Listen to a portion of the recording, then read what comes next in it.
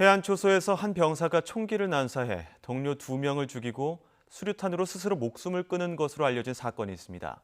이른바 평일도 129초소 총기 난사 사건인데요. 당시 군 수사기관이 축소, 부실, 수사 은폐를 통해 사건을 조작한 것이 31년 만에 드러났습니다. 임성호 기자가 보도합니다. 1989년 12월 3일 밤 전남 완도군 평일도 해안초소에서 총성과 폭발음이 울렸습니다. 당시 22살이던 유정우 상병을 포함해 군인 3명이 숨졌습니다. 유일한 생존 병사는 유모 씨였습니다.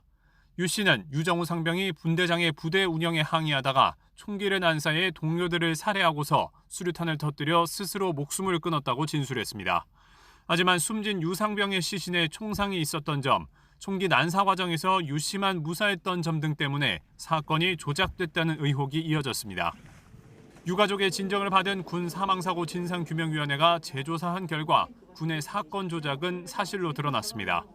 위원회는 유정우 상병이 아닌 생존자 유 씨를 피의자로 지목하는 총기 감정 결과를 당시 헌병대가 수사해서 누락시켰고 유정우 상병 유가족에게 시신을 공개하지 않고 서둘러 매장하는 등 은폐하면서 사건을 축소하고 왜곡했다고 지적했습니다.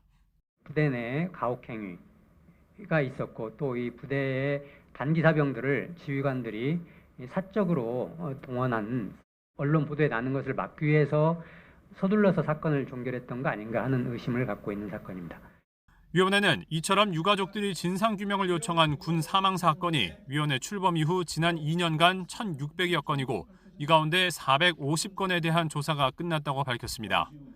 군의 조처에 문제가 있다고 판단된 223건은 국방부와 경찰청, 법무부 등의 구제 요청을 권고했습니다.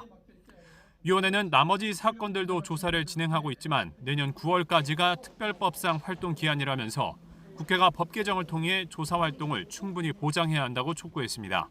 YTN 임성호입니다.